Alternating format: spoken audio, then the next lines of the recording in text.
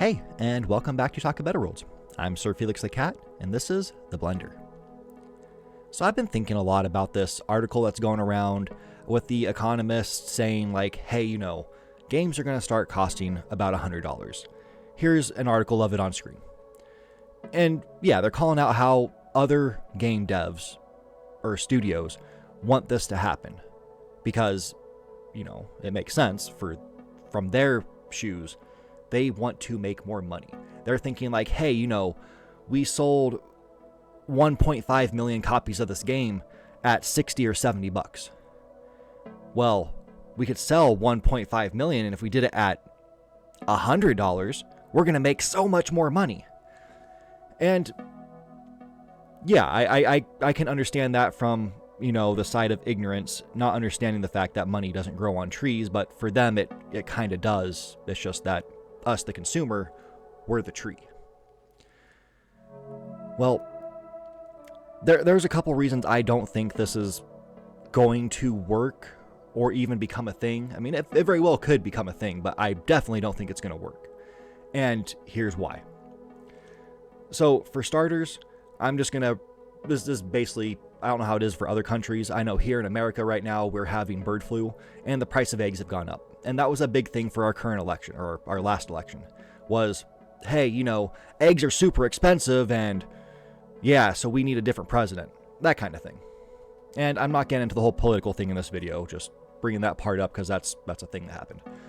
But currently, since we have bird flu, the price of eggs have just skyrocketed again. Like the last report that came out a couple days ago was that eggs have gone up just this week by 35%. And that's because of bird flu, because, bird flu, one chicken gets it. Unfortunately, every chicken that it's been around has to be eliminated as well. So there goes a whole flock of chickens. And it's sad. It's sad that we can't find a way to get rid of all these diseases, but, we kind of always have these issues. But, yeah, so we're complaining about the price of eggs. And, like, right now there's some states that are selling them for, like, over $12. I mean, here I believe it's about $8.70, something like that. I mean, I went to the store yesterday and honestly didn't even look at the price, but, a couple weeks ago when I was there, it was close to $8.50. But, yeah. So, if we're complaining about the price of eggs, milk's kind of expensive, bread's expensive, I mean, food in general, go to the store, you might get lucky and maybe do a shopping trip for a week and be $100 or less. Like, if you're doing that, good for you. Hopefully you're single and that's not a family, because that seems pretty small for a full family. At least family of like 4, 5, 6, whatever, however many kids you have. Maybe you have like 25 kids and you're spending like $3,000 every week. Who knows? But if we're sitting here complaining about things being too expensive, we're also going through this phase or this stage of life where we're like, hey, our streaming services are super expensive. Netflix is going up again soon.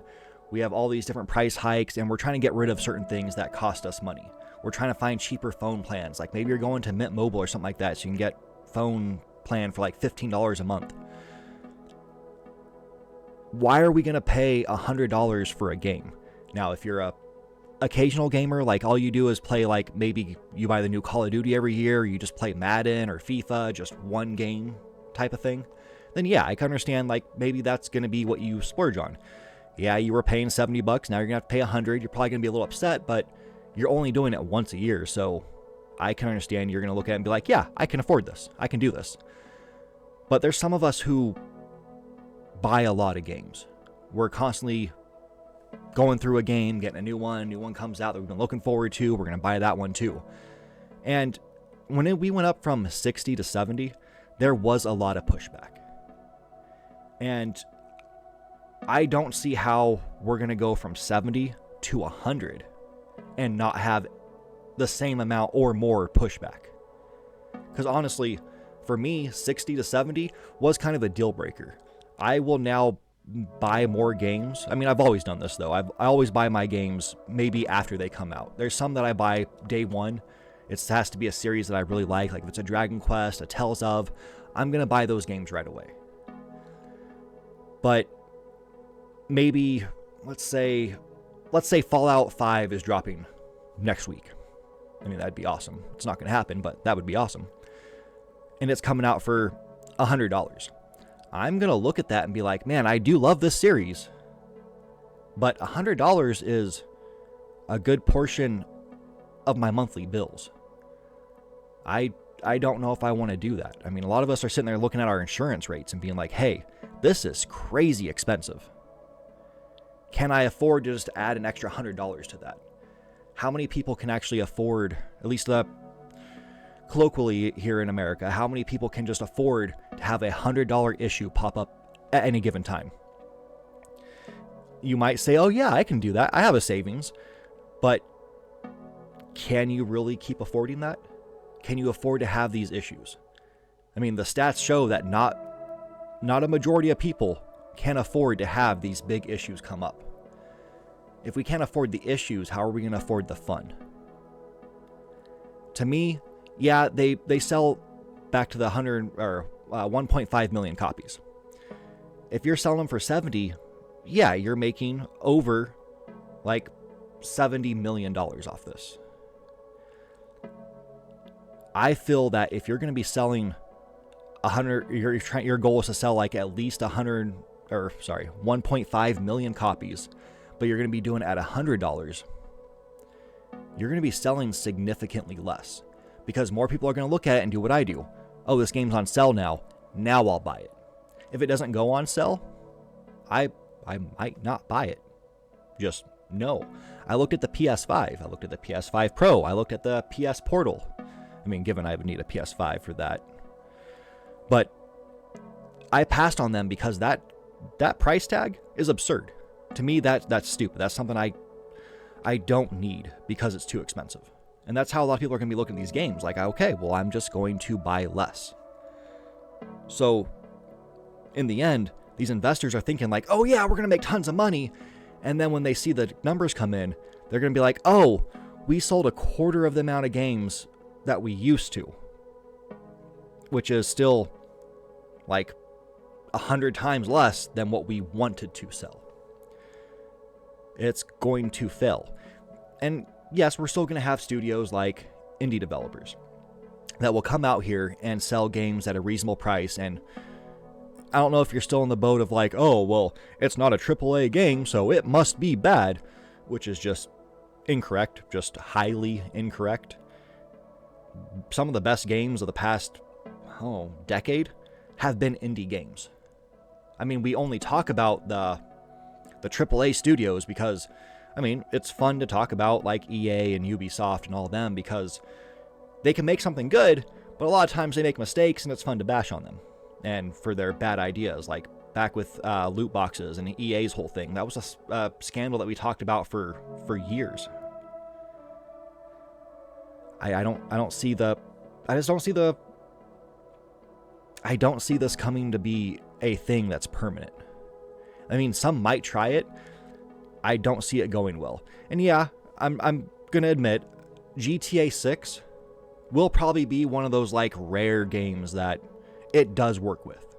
That they sell for $100 and people buy it. Personally, I don't think GTA is worth $70. I don't see it being worth $100. I don't care what they do in it. It just doesn't seem like it's going to be amazing. Especially not if they're going to do this whole thing where they're like, oh, well, we need to launch a new online version and basically just forget about the game itself to be like, oh, well, we're going to make more money online. It's ridiculous. Which brings me to another point. We're still in an era of live service games. That scummy, super scummy idea of live service where we can just keep milking people for their money. A lot of these people, like, yeah, there are some that are free to play. But there's others that cost money. Like, you have to buy the game, and then it's a live service game. That, I think, is where it's going to fail the hardest. Because you're going to be selling this game that's designed to keep pumping money out of people. And you're going to be selling it for $100. You know they're going to. They are absolutely going to. You're going to have something like The Division, a new Division game come out. And they're going to try to sell that for $100. But then you also have to go in and pay for this, and buy this, and buy this. And hey, don't forget, you got to buy this as well. It's going to get to people. I mean, yeah, there's whales out there. There's people who play phone games and spend like hundreds of thousands of dollars. It is absurd. But the average consumer is not going to. The bulk of what they have, of these game studios get, are the average consumer. It's going to fail. People love the Steam sales. Like, we look forward to that. Epic has the free games. People look forward to that. People don't look forward to spending just insane amounts of money for no reason. Plus, also, they're going to lose these initial sales. Initial sales are a big thing that they go off of. It's kind of like Netflix. If a new show comes out on Netflix and the whole world doesn't watch it like 10 times over the first day it comes out, it's a failure, and they're going to cancel the season. Like, it's over. The series be no more. You might not get a follow-up to this movie, whatever it is. It didn't hit that peak within like the first 24 hours. It's trash. Get rid of it. And that's a mindset that kind of just needs to go away. It's terrible. I mean, that kills it for Netflix. And that's pretty much how I feel like these live service games are. I mean, I'm not going to talk about Concord because that's the worst example ever. Nobody wanted that game.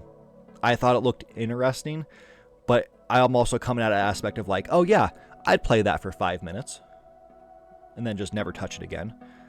My days of playing those shooter games like Overwatch, they're long since gone. I played the original Overwatch. I played it for quite a while, got great with Orisa, and then left, just didn't care, and they added more characters after that, and still, I didn't care, didn't go back. It's just same old, there's nothing to it. It's cool if you like it. I mean, I don't knock anybody who likes these PvP shooter or battle royale games. Like whatever you want. Personally, it's just not for me. I don't find it interesting. But if you're going to have single player games or even these live service games come out at $100, it's got to be a banger. And how are we going to know it's a banger without buying it? Well, we're going to have to wait for reviews. And as we've seen, one bad review from the right person can just completely tank a game. There's great games out there that just nobody plays because one person had an idea of like, hey, this is trash. And like, look at the Guardians of the Galaxy game. The game is amazing. That is a top tier game, one of the best games of that year, if not the best game of that year. But people heard like a couple bad reviews, trash, we're not going to buy it, and everybody's ignored it. And yeah, there's some people who are going to say, oh, well, it wasn't advertised. It was. It was talked about just in the wrong light. And that happens with a lot of things. I mean, one person can have a bad experience even on a console. So let's look at Kirby the Forgotten Kingdom. There's people who bash it saying like the performance is terrible. And I've heard that from a few people. But I've also played it myself and have known other people who played it and ran into zero issues. Part of that, I think, might be clearing your cache on your Switch. That's something I've talked about on Reddit for other games. Like, hey, clear your cache. It's going to get rid of some of these issues. And it usually does. And most people don't do this. It's time consuming because you have to press buttons. And I understand going through more menus, people don't like that. People don't want to be bothered by it. It's whatever. But those bad reviews, like those bad takes, can just completely turn off crowds who don't want to look into it for themselves, just want to go off what, Tommy said. Tommy said this, so obviously Tommy's right. I mean, he was the white and green ranger, so I don't see why he wouldn't be right. But yeah, these are just a couple of my thoughts on why this won't work. I want to know what you guys think. Are you going to go out there and say you're a big fan of Dragon Quest and the next Dragon Quest comes out at $100. Are you going to buy it day one? That's a title I would usually buy day one. And honestly, for $100, I'm going to pass. If the new Doom comes out at $100, that's another one I looked at and it looks dope. That game looks savage. Will I pay $100 for it? No, I'll pass. I just won't play it. Let's say Final Fantasy VII Remake Part 3 comes out at $100, and you just paid $60 and then $70 for the last two. Are you going to then pay $100 for the last one? I mean, that's up to you. I don't think it's worth it. Whether you like it or not, I just don't see it being worth it. But, yeah, like I said, let me know what you think. Give me a like, subscribe, your thoughts, all that fun stuff. And yeah, until next time, you take care. Hey, thanks for watching. Give us a like if you enjoyed it, and dislike it if you didn't. Let us know what you think about the channel. And don't forget to subscribe. Tell your mom.